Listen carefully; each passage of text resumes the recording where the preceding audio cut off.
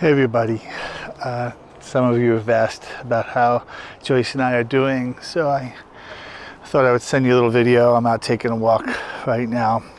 I'm kind of standing over, looking at the city center of Yerevan here. It's really an amazing city. It's celebrated its 2,800th birthday this past year. We're really blessed to be here. It's been a month since this war started. Certainly when I moved here 2.5 years ago, didn't expect this. Knew it could happen because it has happened back from 1988 to 1994. But there's been 30 years of peace, so we weren't expecting an invasion. But in July, the Azeris broke the ceasefire. They invaded the northern part of Armenia, and then it got resolved. We weren't quite sure why, but then after that, Turkey and Azerbaijan conducted 3 weeks of war games on both sides of our border. And so at that point, we understood that something was happening. They were militarizing more of the borders. But nonetheless, I think we were still caught off guard to some degree. We're a small country. Our economy's much, much smaller.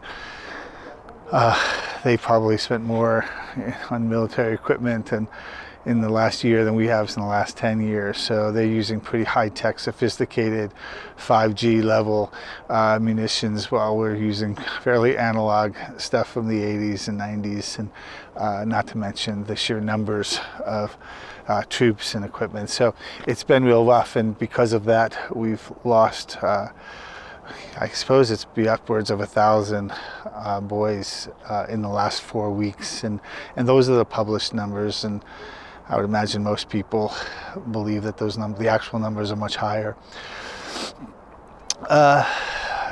Because of the invasion of Artsakh, we've had an absolute influx of refugees.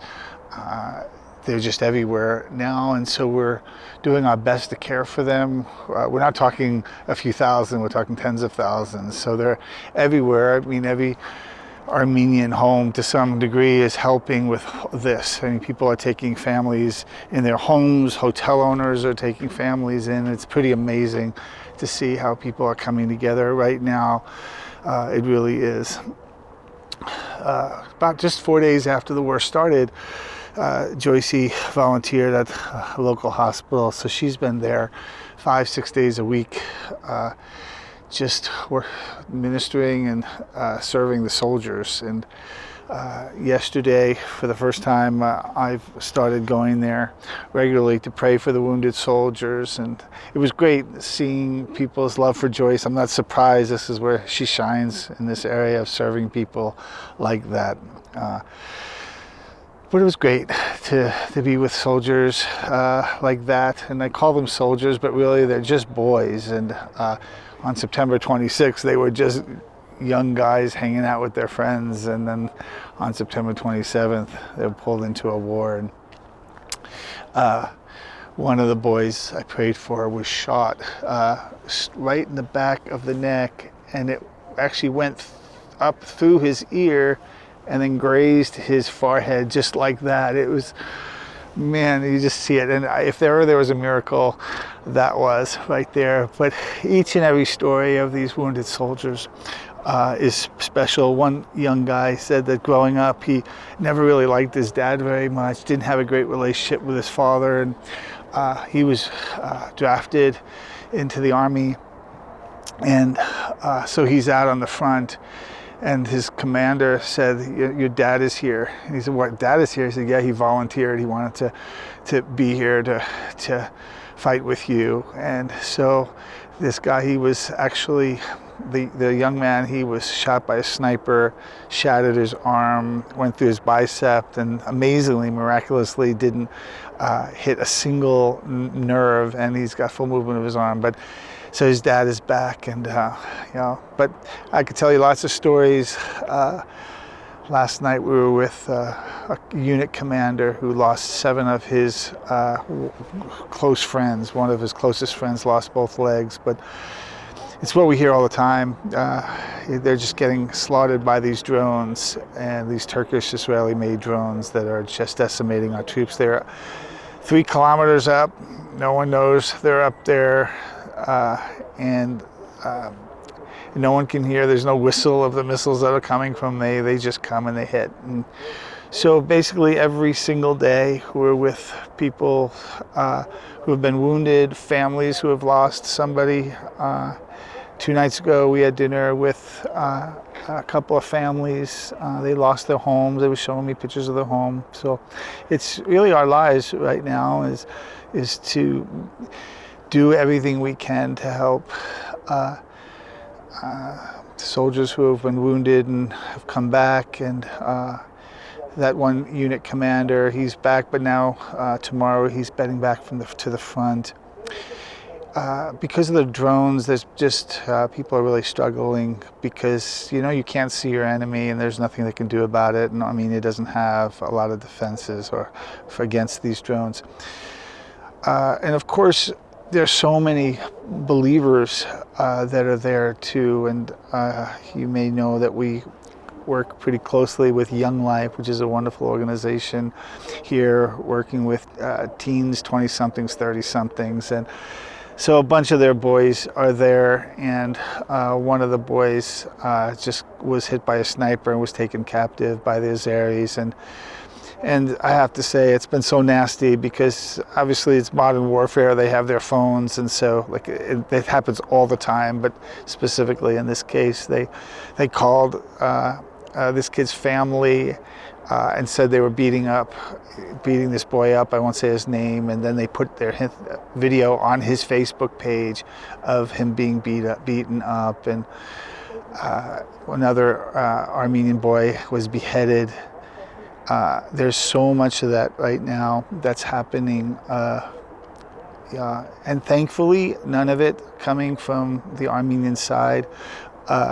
Azerbaijan tends to accuse us of everything that they're doing, but the organization Human Rights Watch, who is watching both sides, said that there's 0 evidence of Armenians doing anything dishonorably like that, and they have seen it over and over again, and they've already lodged complaints with the international authorities, and so many countries, in fact I think 50 U.S. senators and congressmen as well have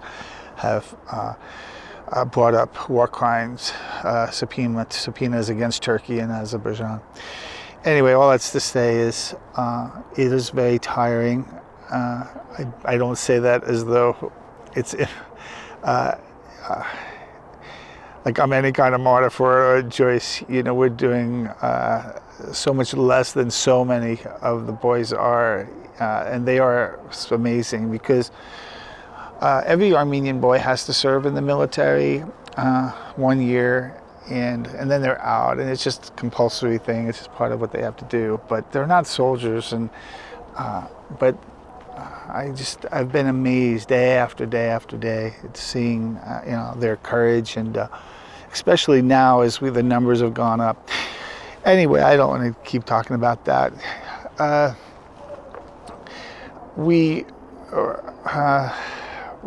We're certainly praying. We have a lot of hope. We always are living in that tension of what's actually happening and the hope we have, and because we're not in despair.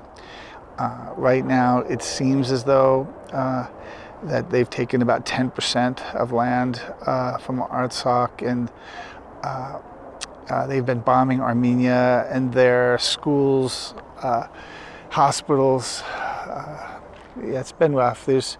Tomorrow I'm going to see a community, about 30 families, and help with some Pampers, and I put it on my public Facebook page, the need to raise some funds, and with those funds we've been able to feed and provide medicines for a lot of people. We just sent $3,000 worth of medicine to the front. I can't say publicly here what some of the things that we've sent there, but to help our boys on the front lines, and again caring for the families here. And yeah, there are just moments where you really can't help but just stop and you just cry. You just kind of get it out and then you just keep going. It is so sad. And there's a tremendous somberness over the whole country here. I wrote about this on my Facebook page, but when you're a tiny country like Armenia, you don't, at least in the natural sphere, you don't make your own future. Other countries do it. I mean, you see France and the United States and Russia having meetings. You see Turkey and having meetings with Russia, and like other countries are meeting to determine our fate. And we're such a small country, and you feel that here. There's such a different mentality being an American, being a superpower, knowing the military strength that we have, and so living with the opposite. I think I have to think a little bit more about what that emotion is. I don't feel at all helpless, but I think that's just because of my faith. I really do believe that God is a deliverer. But we look at our history, and there are times that you have to wait for God to deliver, and it would have been great if it happened much sooner, but it hasn't. But it doesn't mean we've lost hope. We spend a lot of time praying. We spend a lot of time worshiping. And frankly, it's an amazing privilege to worship at a time like this. We don't always get a chance like this to worship in the midst of difficulty and uncertainty. We only have one life to do this, because we can worship forever in eternity, but we won't have the tension, we won't have the struggles and the uncertainties and the pain. We're just free to worship God for who He is. And but here, we get to really honor Him for who He is in spite of the circumstances. And so there's a lot of prayer around this country. Churches are praying around the clock. In fact, tomorrow, our mission school, we're going to have about 50 people. We're just going to go away for 2.5 days and pray. And we did this 3 weeks ago. We'll do it now. And it's actually just close to where we're going to be, is where these 30 families are. Help them out. We might go there just to encourage them. But there's lots of pockets of refugees, and I was in Artsakh last summer doing a conference, and already have had like 5 people say that they were there at that conference, and so it was great because I was able to really be able to care for them very quickly, and I already had equity with them. And one of the young women who I really enjoyed at the conference, she lost her brother the day before I saw her here. She came running and gave me a big hug. And as I said, Joyce has been at the hospital, and she's amazing at that. One of the senior doctors of the hospital, he was in the room when I got there, and he got up and he gave me a big hug, and he thanked me for Joyce, and he just said, like, she's willing to do things that no one else wants to do, and she does it with a whole heart, and it's just great. That's Joyce. So I think if you know Joyce, none of you are surprised by that.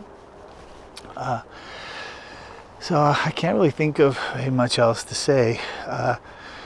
We were planning to see our daughters, Rebecca and Sarah, in June. Of course, COVID shut that down, and then the doors opened up again. So, but Becca went back to school, and so Sarah was supposed to be here last week and this week, and that got canceled because of all of this. And then our plan had been to go home for Thanksgiving, but as soon as it started, we knew that we needed to be here, and for a few reasons. The young men that I mentor, we're so close, and one of them has been called to go. I just can't. I have to be here. I just have to be here.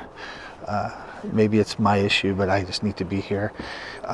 Also, the concern is if, for whatever reason, the country is shut down, and I can't be shut out of the country. So, but one of the new development is that Joyce is going to come home because her dad has cancer and her stepmom as well, and so she's going to go home on November 20th, and she'll probably spend a good bit of the time in the Millersville, Lancaster area with her dad and Rip Wahlberg, who's the pastor of the Sanctuary Vineyard Church in Millersville. They're going to host Joyce at their house, and so yeah, if you remember last summer, Joyce was caring for her mom for 3 months before she passed away.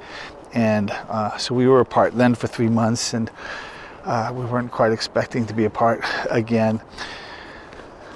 But God willing, this will have some resolution, and I'd love to be able to come home for Christmas because I haven't seen my daughters or my parents and my sisters and you all for nearly a year, and that's hard, as you can imagine. I think I was with this family the other day, and these two girls, they were my daughter's ages, Melina and Diana, and so I'm trying to get their mom a job, and I think I got her one today. So, but they're from Artsakh. They lost their home, and the dad is still there. So there's been so many stories, but anyway, I think this has gone long enough, and I apologize, but I love you guys. Obviously there's some of you that I've known for so long, and I know that you guys have just stood with us this entire time, and some of you are a little bit newer, but you are with us as well, and I just want to thank you for your prayers, and I appreciate you to continue praying for us. Things will continue changing in our roles here. Joyce going home in November. I'll probably be doing a little bit more direct stuff, particularly when she's gone with some of the cities in Artsakh, and yeah, love you all, really, and thanks for your concern, and yeah, please stay in touch, and just know I'm 8 hours ahead if you're on the East Coast, and you're free to FaceTime me, and so yes, you're very free to do that. God bless you all. Bye-bye.